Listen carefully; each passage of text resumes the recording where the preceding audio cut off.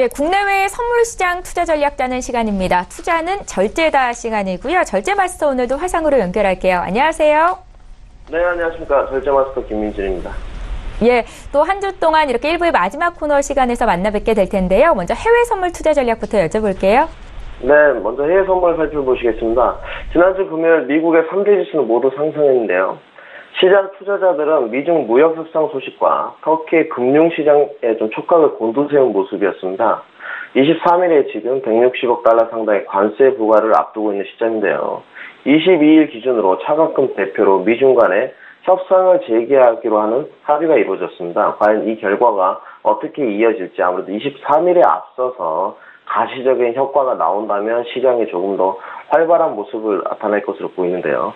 또 향후 미증시의 상황이 무역 협상의 안도감이냐 또는 터키의 금융 규제가 우위에 따라서 증시 방향이 결정될 것으로 보입니다. 이러한 미국과 중국의 지금 협상은 과연 11월 중간 선거를 앞둔 다자회담, 이 다자회담이 지금 미중 간의 포석으로 보여지는데요. 과연 미국과 중국이 어떤 제스처를 취할지 저도 좀 궁금한 점이고요.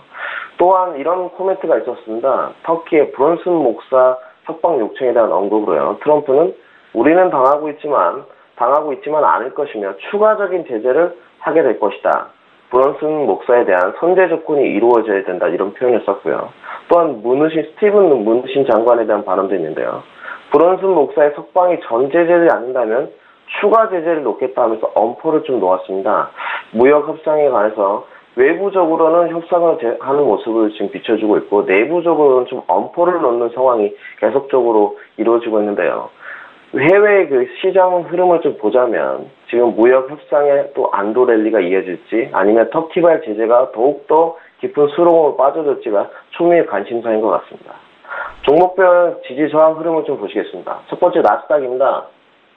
네, 나스닥은 금요일날 좀 상승 흐름이 있었는데요. 기업 실적 발표에 의한 흐름이었고요. 역시나 늘 말씀드렸던 듯이 주중 흐름을 보시면 기업 실적이 나올 때마다 상승 흐름을 이어가다가 다시 하강 흐름을 이어가는 이런 흐름으로 지금 이어지고 있고요.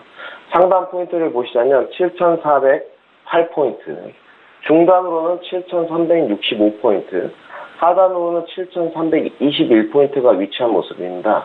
일봉상 흐름을 좀 보시더라도 위로 상단으로는 조금 상승의 여유가 있는 폭인데요. 금일 나스닥 같은 경우는 시가 위아래 전략이 좀 유효할 것으로 판단하고 있습니다. 시가 위로는 지금 매수 전략, 시가 아래로는 매도 전략을 좀 추천드리는 바이고요. 추가적으로 상단 포인트를 넘어서 안착할 시에는 7,408포인트가 되겠는데요. 7,435포인트까지는 좀 추가 상승 여력이 남아있지 않나 이렇게 판단하고 있습니다. 다음으로 크루드 오일입니다. 크루드 오일은 만기에 따라 10월물로 좀 안내를 드리겠습니다. 먼저 크루드 오일의 상단 포인트를 보시면 65.75포인트, 중단으로는 65.23포인트, 하단으로는 64.71포인트인데요. 지속적으로 크루드 오일은 하방 압력에 시달려 왔습니다. 가팔은 하방 압력이 지속되고 있다가 상승 포인트가 나오면 다시금 하방으로 지속되는 좀 모습인데요. 금일도 상단 돌파보다는 하락 압력이 더욱더 지속될 것으로 보이고요. 금일도 눌림 시에 매도 조건을 좀 추천드리는 바입니다.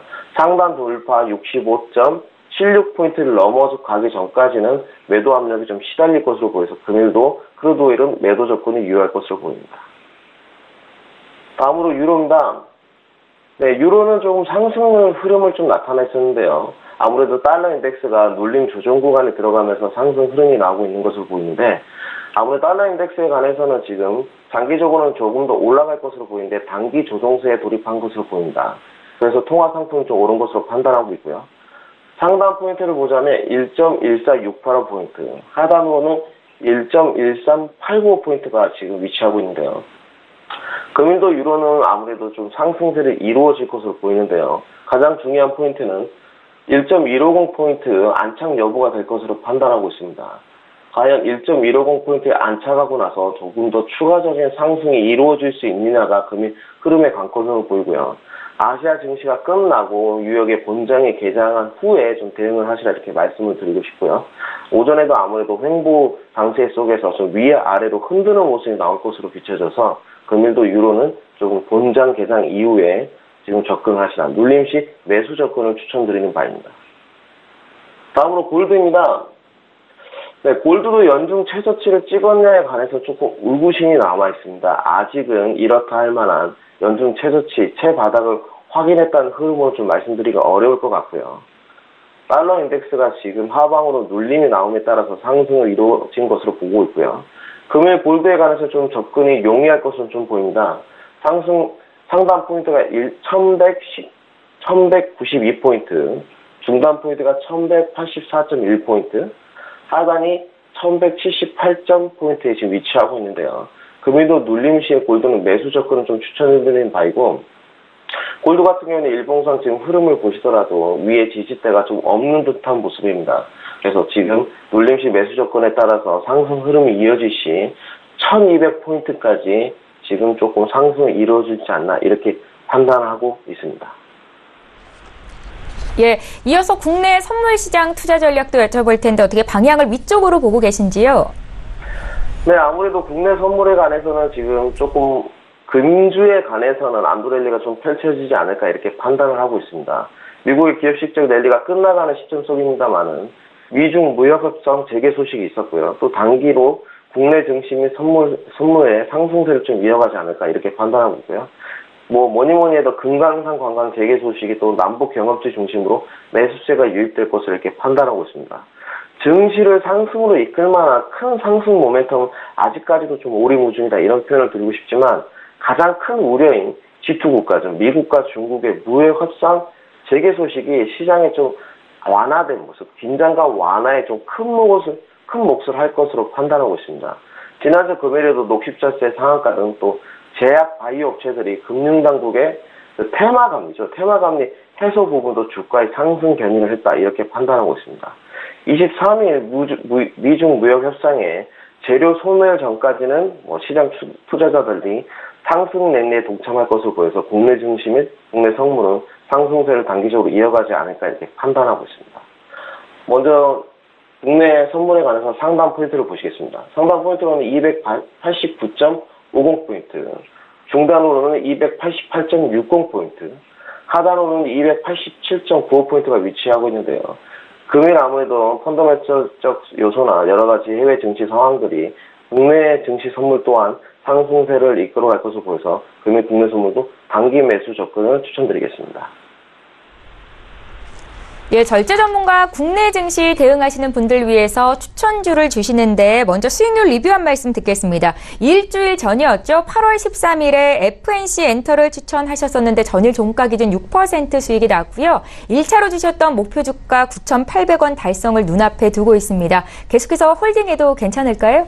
네, 먼저 FNC 엔터에 대해서 좀 말씀을 드리겠습니다. 금일 주도주가 지난주 금요일인가요? 아무래도 좀 엔터주의 시장 수급상에 집중되는 모습을 보여서 상승으로 좀 올랐던 부분이고요.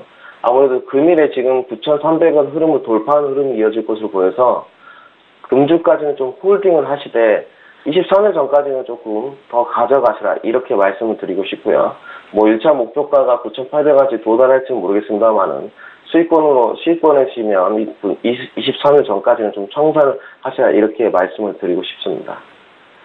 예, FNC 엔터 함께 매수하셨던 분들 수익률 축하드리겠고요. 오늘 추천주는 두 종목이 있다고 들었는데 하나하나 듣겠습니다.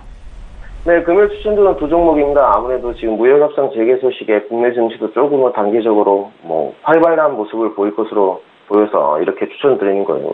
첫 번째로 일신바이오입니다. 일신바이오에 관해서 말씀을 좀 드리자면 간단하게 초저온 동결 건조기를 만드는 업체입니다. 간략하게 바이오 장비를 만드는 전문 회사다 이렇게 말씀을 드리면 될 것 같고요. 금일 이 종목 같은 경우는 삼성 바이오로직스와 조금은 연동한다 이렇게 판단하면 되겠고 간단하게 단기 순이익이 289.2%를 지금 이뤄냈습니다. 1분기에. 근데 가시적인 상승은 조금 없었다 이렇게 판단하고 있고 지금 제약 바이오의 테마 감리 부분이 조금 해소됨으로써 금일에 지금 미중 무역 협상과 더불어 좀 상승세가 이루어가지 않을까 이렇게 판단하고 있어서 추천을 드렸고요. 진입가는 2,500원 이하, 1차 목표가는 2,700원, 최종 목표가는 2,900원, 손절가는 2,300원을 제시하도록 하겠습니다. 다음 종목은 아난트입니다. 네, 아난티에 관해서는 뭐 골프 리조트 업체라고 간단하게 생각하시면 될 것 같고요. 남북 테마주에서 묶여서 금강산 주로 묶인 뭐 남북 경협 테마주라고 보시면 될 것 같습니다. 아난티에 관해서는 다른 뭐 현대로폰 등등 여러 가지 좀 대북주들을 엮인 주들이 있었는데요. 아난티 같은 경우는 좀 가시적으로 상승폭을 나타내지 못했습니다. 금일 금강산 재개가 이루어짐으로써 금주에 관해서 조금 상승폭이 나오지 않을까 이렇게 말씀을 먼저 드리고요. 아난티에 관해서는 테마주이기 때문에 꼭 손절을 잡으시고 단기 접근을 하시라 꼭 말씀드리겠습니다. 첫 번째로 아난티 같은 경우는 시장가부터 좀 진입을 하시되 8,300원까지 눌렸을지 매수를 좀 임하시고 시장이 시초가가 5% 이상 갭상승 시는 진입을 금지하시기 바랍니다. 시초가가 너무 갭상승이 이루어지면 차익 실현 매도 물량이 좀 쏟아지기 때문에 좀 포기를 하시고요.